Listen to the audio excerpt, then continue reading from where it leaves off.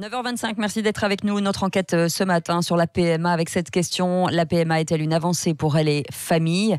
Vous nous répondez sur Twitter, vous continuez de voter, de nous donner vos messages et de nous appeler surtout 0826 300 300, puisque ce matin on a besoin de vous entendre avec nos invités ce matin. Coralie Dubost, qui est députée La République En Marche de l'Hérault. Bonjour. Bonjour.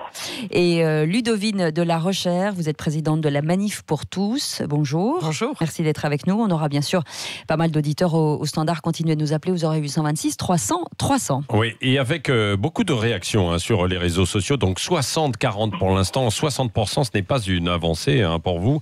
Alors qu'il y a, par exemple, Cindy Lo qui dit que bien sûr que c'est une avancée pour les familles. Mon mari et moi avons eu recours aujourd'hui. Nous avons 3 filles. Sans la PMA, nous n'aurions pas d'enfants et la vie serait quand même beaucoup plus triste. Donc on peut les comprendre, Ludovine de La Rochère, non ? Quand on voit ce témoignage. Écoutez, avoir un enfant, bien sûr, c'est merveilleux, mais il y a des contextes dans lesquels on ne peut pas avoir d'enfant. 2 femmes ne peuvent pas avoir d'enfant ensemble. C'est la réalité de la vie.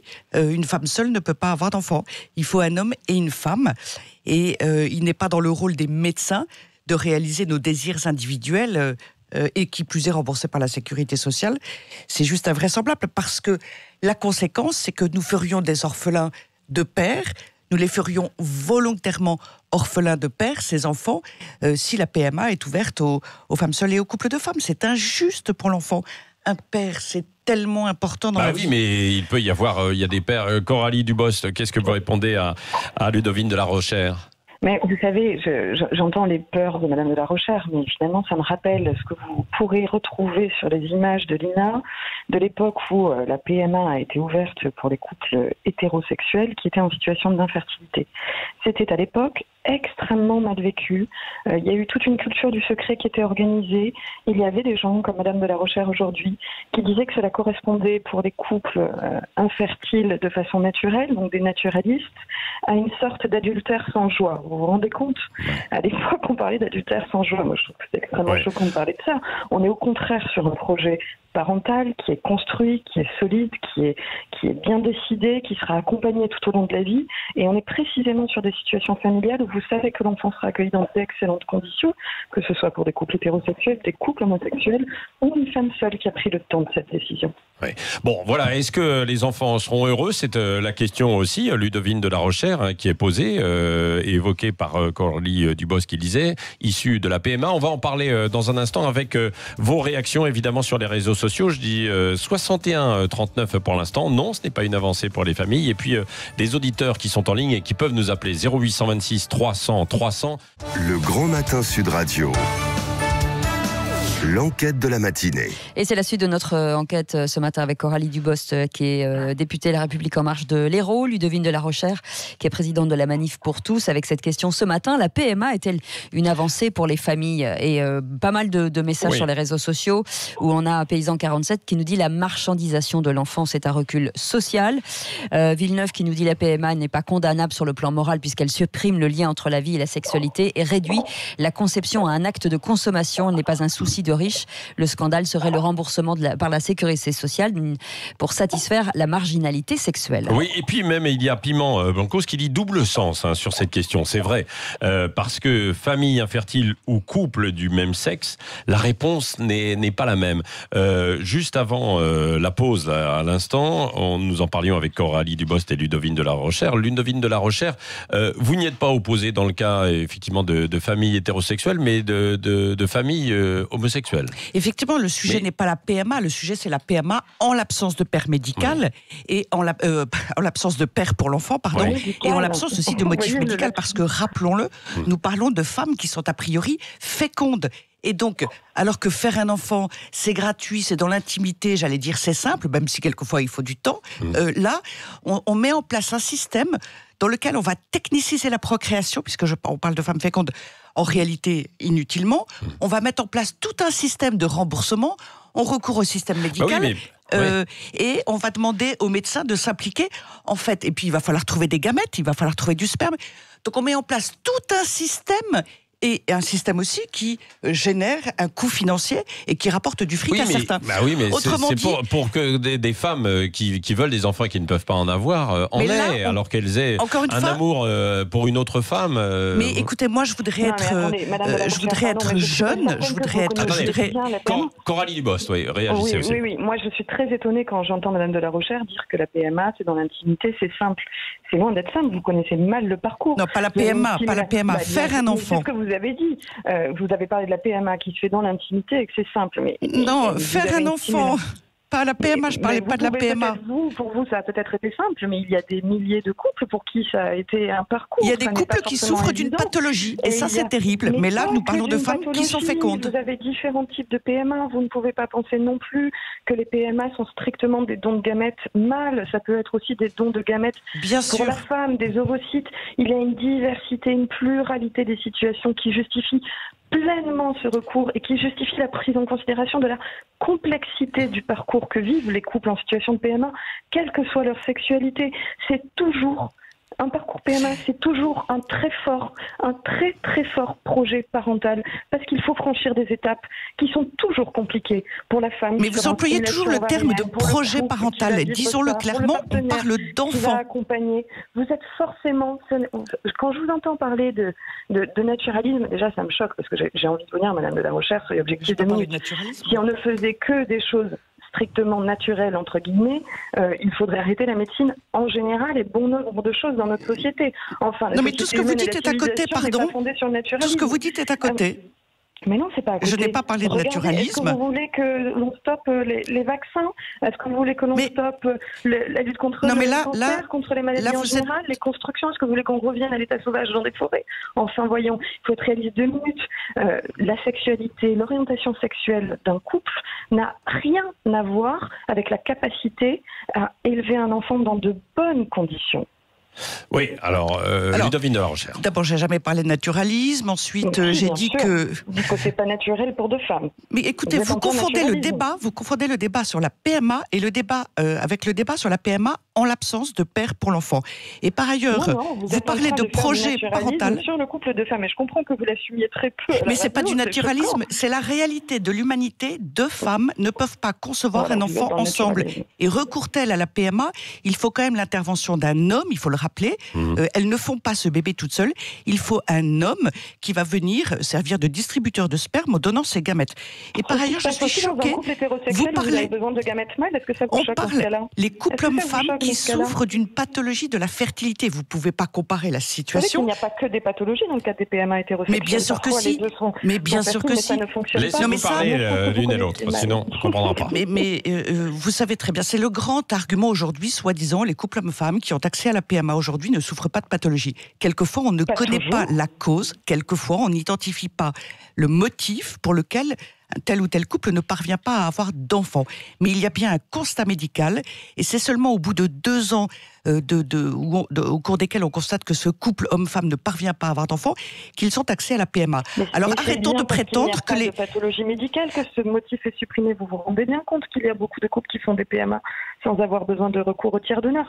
Le recours au tiers donneur, c'est 4% des PMA. Je voudrais terminer. Vous avez longuement parlé. Vous coupez pas la parole, on vous entend pas. Vous avez longuement parlé. 96% des couples hétérosexuels en France qui font une PMA qui n'ont pas recours au tiers donneur. Oui, et alors? Ce qui signifie que vous avez seulement 4% qui relèvent de l'infertilité médicale. Attendez, parce que là, on se comprend plus. De l'accompagnement. Coralie Dubost, on écoute Ludovine de la Rochère pour répondre. C'est pas parce qu'il n'y a pas de recours à un tiers donneur qu'il n'y a pas de problème médical. Qu'est-ce que vous dites? La PMA, elle est fondée sur le constat médical d'infertilité. 96% des couples, en effet, n'ont pas besoin de tiers donneur, mais ils ont une autre cause qui n'a rien à voir en l'occurrence dans ce cas-là avec les gamètes de monsieur. Ils ont une cause médicale qui conduise à faire une PMA. Et puis il y a 4% des couples, la cause médicale concerne a priori une question de nombre insuffisant de spermatozoïdes dans le sperme de ce monsieur. Donc ça là, s'appelle une aspermie. Ils ont besoin du recours à un donneur. Bon, maintenant, revenons au couple de femmes. Le couple de femmes n'a pas de motif, n'a pas de cause médicale, pathologique, sur le fait de leur volonté de recourir à une Pathologique, PMA. non, mais en revanche, donc ils ne peuvent pas accéder et avoir. Mais moi, je voudrais rester jeune. Vous savez, c'est une envie très, très, très, très intense de rester jeune. Eh bien, je ne peux pas rester jeune. Chaque jour qui passe, je vieillis. Ça, c'est la réalité de l'humanité. Et, pardonnez-moi, mais dire qu'on peut sciemment, volontairement priver des enfants de père, mais comment ose-t-on penser qu'un père n'est rien pour un enfant et qu'on peut le faire volontairement orphelin? C'est tellement stupéfiant pour moi, mais tellement injuste. Un enfant, un père dans la vie, c'est tellement important. Dubost vous répond. Coralie Dubost. Oui, parce que j'avoue, je ne comprends pas comment osez-vous comparer le fait de vouloir rester jeune, et c'est votre souhait, personnellement ce n'est pas le mien, je suis ravie de vieillir, de mûrir et d'apprendre de la vie, mais si vous désirez rester jeune, c'est un désir. Et c'est une image que j'emploie, évidemment. Le choix de porter un projet parental, c'est le choix de donner à autrui, d'accueillir, de transmettre. Mais parlez d'enfants, ne parlons pas de projet parental. Vous n'êtes pas dans quelque chose d'égoïste et d'égocentré, vous êtes au contraire dans un don, dans une transmission, dans un acte de générosité. Et si vous n'arrivez pas à faire la différence, je comprends les raisons pour lesquelles vous ne comprenez pas cette ouverture non thérapeutique de la PMA. Non, mais effectivement, la médecine est faite pour des personnes qui souffrent d'une pathologie. Alors là, on est dans le domaine de la fertilité, mais c'est le rôle et c'est la finalité de la médecine, effectivement, d'aider des couples, notamment des couples qui ont une infertilité, qui souffrent de quelque chose. Et on ne peut pas détourner la médecine de sa finalité, tout comme le remboursement par la sécurité sociale, qui est envisagé dans le projet de loi. Eh bien, le remboursement d'un acte qui est fait pour des femmes qui sont fécondes, eh bien, je regrette, c'est aussi une injustice terrible. Finalement, vont être victimes de ce projet de loi les enfants que vous voulez, de ce que vous dites. Vous voulez faire, vous n'avez pas compris le vous projet voulez de loi, faire en fait, quand je vous sciemment, écoute. vous voulez faire sciemment des enfants orphelins de père. Vous voulez les priver Mais de pas papa du toute tout. leur vie. Ben, bien sûr que Pas si. du tout. C'est Au les contraire, faits. vous savez ce que nous Attends, faisons Vont dans ce être projet de loi victimes les couples qui souffrent d'une pathologie de la fertilité, parce que évidemment il y aura moins de gamètes pour ceux qui ont besoin de gamètes, en l'occurrence masculins. Il y aura beaucoup plus de monde On et est ce loin sera d'être beaucoup en plus long pénurie de d'accéder à la gamètes PMA. masculines, hein. On Allez, est à attendez. 160 000 paillettes. Alors, Non, Oui. mais il faut Alors, quand même Coralie des- Dubost, oui, Voilà. oui, Alors, déjà allez-y. sur la pénurie, sur les gamètes masculines, tout va bien, on est à 160 000 paillettes, donc on est loin d'être en pénurie. Oh non, mais Vous avez 2000 On couples a en cru attente. comprendre savez quand très même. bien que les couples attendent Ensuite, longtemps. Attendez. il y a une véritable question sur les ovocytes, mais ça c'est déjà le cas à l'heure actuelle. Oui. Et il faudra. Là, à c'est mon pas le avis, sujet. Ça fait partie du projet de loi, bien sûr, ça fait partie du sujet. Sur les ovocytes, Ça fait pas partie il de la va PMA falloir sans père. améliorer le parcours des donneuses de dons de gamètes féminins.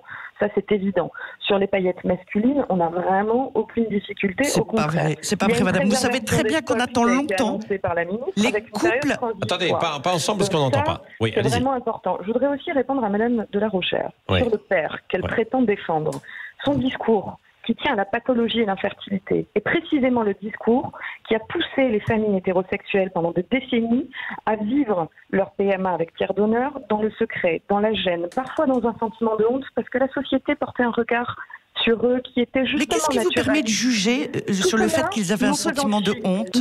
Nous levons le secret, nous levons la culture du secret de la société, nous levons le motif thérapeutique précisément parce que nous accompagnons le projet d'enfant indépendamment des orientations sexuelles et je pense que cela va aussi permettre aux familles hétérosexuelles Oui. et des papas Oui, de se en fait, sentir pleinement vous légitimes envisagez, dans cette démarche, c'est très important. vous envisagez de forcer les Sur couples. le remboursement de la Vous sécurité envisagez, sociale, là où, à mon avis, vous manquez quand même un point essentiel. Si nous n'étions pas dans un remboursement de la sécurité sociale, vous seriez en plein dans le risque de commercialisation du corps humain que vous ne souhaitez pas. C'est précisément parce que nous ne le souhaitons pas et parce que nous pensons que tous les actes autour du corps humain ne doivent pas être commercialisables qu'il faut un accompagnement de la sécurité sociale. Et par ailleurs, vous le savez, vous l'avez déjà entendu des auditions, mon collègue rapporteur Jean-Louis Touraine, qui est co-rapporteur avec moi sur la PMA, vous a déjà indiqué que le coût est particulièrement faible pour la sécurité sociale. Mais attendez, madame, vous changez tout le sens des mots, vous retournez les choses, c'est stupéfiant. Par exemple, vous ne parlez pas d'enfants. Attendez, Coralie Dubost, Coralie. laissez. Vous ne parlez pas Ludovine de la d'enfant, Rochère vous ne répond. faites que parler de projet parental. Ce que vous appelez, vous, un projet parental, c'est un enfant, c'est une personne. Il deviendra adolescent, puis adulte. On parle de personne et vous appelez ça un projet parental. Par ailleurs, c'est absolument extraordinaire. Vous dites que les couples hommes-femmes qui ont recours à un tiers d'honneur, vous dites qu'ils ont eu un sentiment de honte, etc. Comment vous permettez-vous de juger?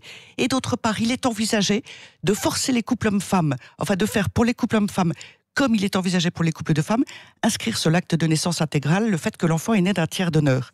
Ça veut dire forcer les couples, ça veut dire rentrer dans leur intimité, ça veut dire exposer le fait que leur enfant est né d'un tiers donneur. Dans le cas d'un couple de femmes, c'est une évidence. Évidemment, tout le monde s'en doute. Il n'y a pas d'autre possibilité. C'est tout simple. Mais il est envisagé, ça n'est pas encore dans le projet de loi, mais ça risque d'arriver en amendement, il est envisagé d'imposer aux couples hommes-femmes d'exposer cela publiquement. Par ailleurs, vous me dites que on va éviter la marchandisation, mais vous plaisantez. On sait très bien que, par définition, 100% des femmes seules et des couples de femmes qui vont avoir recours à la PMA auront besoin de gamètes, de sperme. Ça veut dire qu'on va démultiplier les besoins. Or, on sait que les campagnes d'appel à dons sont totalement inefficaces et on sait que tous les pays qui ont entendu la PMA, sans exception, tous, soit se sont mis à rémunérer les hommes, soit se sont mis à acheter des gamètes aux pays qui payent les hommes. Ouais. On est rentré dans le commerce des gamètes. Coralie Dubost. Tous les pays sans exception. Non, vous êtes dans le déni. J'ai déjà présenté, nous avons présenté en audition devant l'émission de le droit d'écrire ces scénarios, mais vous êtes vraiment dans la science-fiction. Vous êtes dans le déni. 160 000 paillettes masculines. Vous vous rendez bien compte que quand un homme vient donner des gamètes, c'est beaucoup plus simple et on en récupère beaucoup plus. C'est un peu plus de 300 donneurs, madame. Revenons à des chiffres. Pour faire passer un message plutôt que la peur. Vous trichez avec les mots. Je n'ai pas peur, c'est la réalité. Non, Ludovine de la Rochère, laissez. J'invite les femmes à se renseigner sur le parcours de la donneuse, sachant qu'il y aura de grandes campagnes de sensibilisation aussi du gouvernement, des mesures qui seront prises par les centres receveurs pour accompagner le parcours des donneuses, qui est un parcours beaucoup plus compliqué aujourd'hui que le parcours des donneurs, pour qui c'est une opération relativement rapide et simple. Ce n'est pas la même chose pour une femme. Nous travaillons énormément là-dessus parce que nous savons qu'il n'y aura pas de pénurie masculine et qu'en revanche, il nous faut absolument améliorer la situation du côté des femmes. Oui. Il y aura de grandes campagnes d'information et je pense que c'est important. Quant à l'enfant, bien évidemment que l'enfant est une personne, que l'enfant est C'est la première fois que vous prononcez le terme d'enfant, madame. Pas du tout. Simplement, il y a 2 étapes à expliquer. La période antéconceptionnelle. Et je pense que vous ne pourrez nier que dans tous les couples hétérosexuels à l'heure actuelle, il n'y a pas toujours de projet antéconceptionnel, précisément par la fonction vous voilà encore avec un projet. En revanche, quand vous êtes dans un projet antéconceptionnel, un projet d'enfant, je peux vous dire que l'enfant est accueilli dans Mais votre projet à vous, c'est de faire des orphelins de père. Votre projet à vous, c'est de dire que le père... Vous vous rendez compte de ce que vous dites. Mais c'est votre projet. C'est d'ouvrir la PMA dans des contextes où le père où l'enfant n'aura pas de peur. Qui lui apprennent l'altérité. Donc vous reconnaissez la nécessité de l'altérité, mais le père, on s'en fout. Vous ne pensez pas que l'altérité... ne se définit pas forcément par la différence sexuelle. Vous avez différentes formes d'altérité. Le sexe, c'est juste... dans le couple parental. Le sexe, l'identité sexuelle, c'est juste quelque chose... Parce que là, on ne s'entend plus. Je vais vous poser en fait 2 questions pour conclure, Coralie Dubost. Oui. D'une part, donc, est-ce qu'il y aura la possibilité de connaître le père à l'issue de la majorité ? Alors, pas le père, puisque le père sera déjà connu, ce sera le père filié par le droit. En revanche, il y aura des possibilités à 18 ans pour l'enfant, et strictement pour l'enfant, de demander les données non identifiantes et ou identifiantes de son donneur. C'est quoi le père filié par le droit ? C'est le père qui a consenti à la PMA avec la femme, donc ce sera le père, le papa de l'enfant. Non, mais quand on parle de couple de femmes et de femmes seules, c'est quoi le père filié ? Alors là, il n'y aura pas le père, il y aura une deuxième mère. Alors vous parliez du père dans le couple homme-femme, de l'homme qui élève l'enfant. Non, mais ma question est beaucoup plus... Non, mais ma question... Non, mais Coralie Dubost, ma question, elle est beaucoup plus terre-à-terre et directe. C'est est-ce que, effectivement, les enfants, quand ils auront 18 ans, pourront connaître leur père ? Ils pourront connaître leur géniteur. Voilà. Donc c'est ça. L'homme n'est plus qu'un géniteur. C'est formidable. Non, mais bien sûr. Le donneur de paillettes. Oui, le donneur. Pas le père. La filiation est Oui, puisque vous faites disparaître le père. Oui, bien sûr. Ce sont des enfants qui jamais ne pourront faire reconnaître de lien avec leur père. Et deuxième. Mais encore heureux, vous vous rendez compte pour les donneurs. Vous verrouillez, oui, effectivement, vous voulez verrouiller tout. On revient en arrière au 19e siècle avec des enfants naturels qui ne pouvaient pas accéder à leur père. Oui, c'est vrai. C'est déjà le cas et vous allez l'étendre encore davantage. Le donneur est bloqué, c'est bien normal. Et dernière. Le donneur, il n'est pas père. Oui, mais ces enfants seront privés de père, on est bien d'accord. Dernière question, Coralie Dubost, parce que là, la PMA, si elle se concrétise, en tout cas pour les couples de femmes, à un moment donné, les couples couples d'hommes vont vouloir aussi la même chose. Ça semble logique dans une société qu'il y ait l'égalité. Donc, ce qui veut dire qu'on ira vers la GPA, non ? Alors écoutez, pas forcément, parce que là on est dans alors le cadre... pourquoi il y a une rupture d'égalité.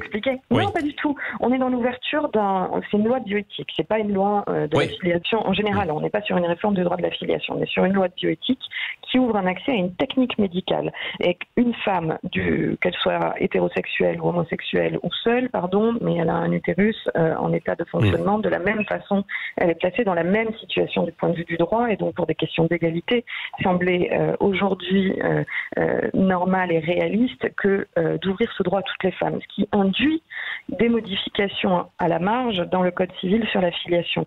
Cela ne veut pas dire, parce que la GPA est une autre technique médicale, bien sûr à la marge, on n'est pas en train de refondre tout le Code civil. Sauf que vous voulez complètement revoir, pour les couples hommes-femmes. Ne soyez pas arrogante, vous voulez le changer aussi pour les couples hommes-femmes. Oui, merci. La PMA est-elle une avancée pour les familles bioéthiques ? C'est assez divisé, 62% non, pour 38% oui. Merci donc Ludovine de la Rochère, présidente de la Manif pour tous, et Coralie Dubost, députée de la République En Marche de l'Hérault.